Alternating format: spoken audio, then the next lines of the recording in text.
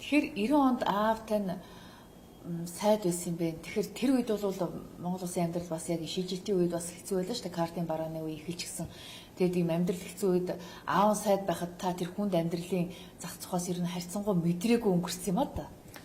Уу яг ер нь бол манайх бол яг л адилхан л тэр үед картаар бараа авдаг л байсан тийм. Манай аав нэг тухайн үед нэг нэвтрүүлэг сайд арай тусгай хангамжтай байсан байх гэж би ойлгодог байхгүй. Тэр чинь 90 онд ч яг тэр тусгай хангамжуудыг чинь байхгүй болгоцсон байхгүй. За. Тэгээ яг нөгөө арчсан хувьсгал гараад тэгээ тусгай хангамжууд ч байх. Манай аав чинь сайд байхдаа дуудлагын машин ундаг байсан шүү дээ. 90 онд. За. Тий. Тэр чинь нэг тийм үе байсан байхгүй. Тэр үе чинь хүн сайд болохоос зүхтаадаг байсан үе. Тий. Зүхтаадаг одоо бийс болохгүй гэдэг байсан үе байхгүй юу? Тэгээ аав чинь бас болохгүй гэж яагаад болсон юм бэ? Манай аав бол явахтай бас л их залуу байсан тэр үедээ. Тэгэл бас лачаа өөрийгөл үүрсэн. Яг одоо энэ шилжилтийн үе буюу одоо маш хүнд үед л хийжсэн л да. Тэгээ 92 онд ингээд төрийн сайдын ажлыг хийжсэн. Тэгээ маш тийм одоо хүнд нөхцөлд тухайн үед ажиллаж исэн. Нэг айхтар одоо юу ягаад сайдын хүүхдгээ тэр үед чинь тийм байгаагүй маа. Тусгай ирэх юм байгаагүй гэж. Тийм одооноос бол шал өөр байсан үе. 90 онд бол 90 он гэдэг чинь өөрөө маш хүнд үе байхгүй. Шилжилтийн үе. Тэгэхээр нэг тийм юу байдгүй л байсан. Би бол тэгэл хичээлдээ автобусаараа явдгаараа яваал тэнд нэг амьдралд нэг өөрчлөлт ороод ингээд исэн юм бол автобусаар хичээлдээ явдаг гэсэн гэж юу? Сайдрын хүүхдүүд чи бас юу гэдгийг аавынхаа жолоочоор наазхан сургуультай хөргүүлчихдэг тал байсан юм шүү. Уу яг дуудлагын машинтай байсан байхгүй юу? Тэгэхээр дуудлагын машинтай байхаар чинь нэгдүгээр би бол том болцсон байсан. Тэгэхээр би бол нэг машинаар хөргүүлээд байх угаасаа сонирхолж байхгүйсэн. Тэгээ ангийнхаа хүүхдүүдтэй хамт автобусаараа яваал автобусаараа ирдэг. Тэр чинь бас нэг жаахан дэмий тэнэх боломж энэ төр холдогдно. Тийм хүү маягтай л байсан шүү дээ. Манай дүү охин бол харин дараа нь сургуульд орохдоо бол харин аавын машинаар ганц нэг зөөлгсөн баг. Тийм. Гэхдээ 91 2 оны үед юм уу да. Манай охин дүү бол. Тэгтэл ер нь их байдгүйсэн тэр үед. Тэр үед бол яг нэг тийм хүнд үе байсан л да.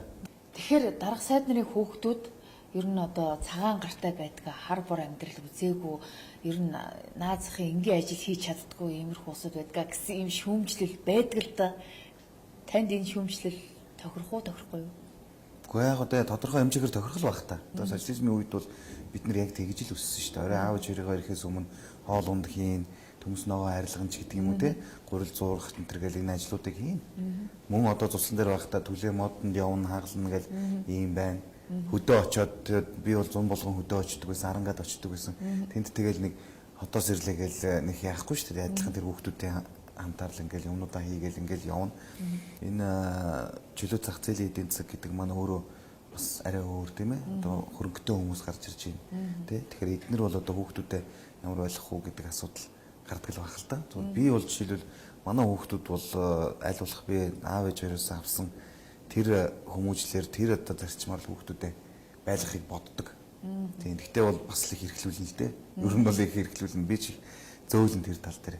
Тэгтэл ямар ч байсан одоо манай хүүхдүүд бол тэ тодорхой хэмжээгээр одоо төмс арилгах ч гэдэг юм уу тэ ядчил тийм ажлуудыг бол ээж нь байнга л хийлгэж байгаа юм л та.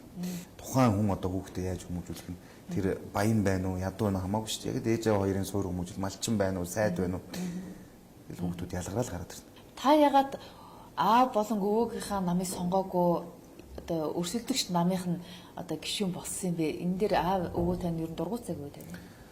Гэхдээ яг дургуутсан гэхээсээ илүү тэгэл бие даажил гаргасан шийдвэр л дээ. Ерөнхийдөө одоо би бол үндсэндээ одоо манай энэ зүрх хүчин Монгол ардын нам байна тийм үү? Эдний ерөнхий одоо суурь бодлого нь өөрөө надад бол үнэндээ одоо миний одоо өөрийн суурь бодлоготой нийцдэггүй байхгүй юу? Тий, ер нь бол энэ чинь өөрөө бас нэг хүний итгэл үнэмшил гэж юм байна шүү дээ. Тэгэхдээ өнөөдөр бол жишээлбэл одоо ардсан нам анх миний одоо тооцоолж ирсэн тийм ээ. Ийм л одоо үнд зүйлтэй байх ёстой шүү гэдэг юмнаас бол бас хаяа гаччихад байгаа. Тийм үү? Одоо тэгээ нэг нам дотор чинь жишээлбэл огт үзэл бодолд таардаг улсууд байж байгаа жишээтэй. Тийм үү? Ардын намд ч байна, ардсан намд ч байна шүү дээ. Тэгэхээр ер нь энэ намчрах гэдэг энэ улс төрчлөлтөө ер нь их л багасгах хэрэгтэй байна. Одоо нууц шил та сангийн сайд нар ер нь одоо бусад сайд нараас арай өөр эрх ямтай байдгүй, цалин хөлснөөс арай өөр байдгүй, ачааллаасаа шалтгаалдаг байх гэж би боддгийн. Ер нь бол одоо энэ улсын их хурл засгийн газрын гишүүнийг давхар хийж байгаа хүмүүс чинь давхар цалин л авахаа болцсон шүү дээ. Харин тийм гэсэн хэлтэй. Бид нар тэгэхээр сангийн сайдын цалин гэж бол юм байхгүй. За. Тий. Их хурлынхаа гишүүний цалинг л аваа явж байгаа шүү дээ. Та одоо тэг сангийн сайдынхаа ажлыг ямар ч цалингүй хийж байна гэсэн үг. Яг одоо их хурлын гишүүний цалингаа бол авж байгаа шүү дээ. Тийм л дээ. Гэхдээ энэ их хурлын гишүүний ачаалч харьцангуй бага шүү дээ. Их хурл дээр байнгын орон дээр үг хэлэх юм уу саналаа хэлэхдээ л очичоод бусд үед нь бараг тэгэл одоо чөлөөт уран бүтээлч гэдэг шиг явж шүү дээ. Тэгэхээр сангийн сайдууд бол ер нь өглөөнөөс орой хүртэл одоо ингээл яамныхаа төсөв тооцоон дээр суух гэх асуудал байж тээ. Тэгэхээр энэ хэмжээнийхээ ачаал үүсэж байгаа хэмжээний хэмжээний бас урамшуулал цалин авах ёстой биш үү гэж та боддгоо юу? Гэхдээ яг ер нь бодно шүү дээ. Тийм ер нь тэгвэл нэгэн тал би түрүү хэлсэн ачаа өөрөх ийм одоо хүнд үед ачаа өөрөх ийм хувь ирсэн. Энийгээ бол үүрээд гарнаа л гэсэн ийм бодолтой. Цалин гэвэл бас л хүн л юм чинь тийм ээ. Манайх шиг одоо олон ялах нотон хүүхдтэй айл тий. Миний бол одоо зарим нэг хүмүүс энэ их хурлын гишүүд ямар цалингаар амьдрах биш гэж ярьдаг. Харин тэгдэг. Үгүй байхгүй одоо би бол жишээлбэл картанд хэзээ мөнгө орж ирэх чинь гээд хүлээж байгаа цалингаа авч байгаа хүн шүү дээ. Тийм үү. Тийм манай гэр зарим бүлийн гишүүд бол картанд хэдэн дөрөв ордог л байлгүй манай гэр бүлийн хүн зарцуулчихдаг л гэдэг. За харин тийм гишүүд байна. За. Тийм би бол тийм гишүү биш л дээ. Надад бол цалин их чухал байдаг. Би бол цалин яг манай гэр бүл бол гэр бүлийн бизнес байгаа л да. Ямар бизнес тэр хэмжээгээр би яг аялал жуулчлалын бизнес эрхэлдэг байсан. Тийм. Нэг хэсэг бол бас нэлээд гайгүй явсан шүү дээ. Улс төрд орохоос өмнө 5,000 гаруй жуулчин авдаг жилдээ.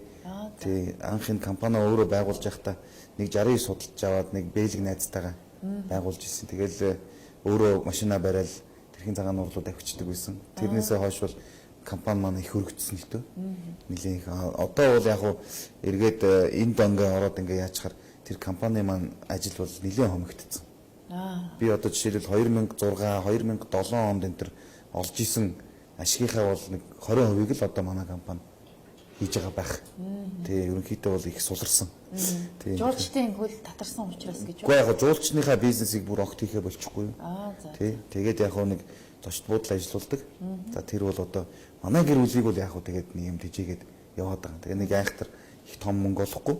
Тэгэхдээ ямар ч байсан амьдрахад бол одоо хөрөлцөөтэй. Тий.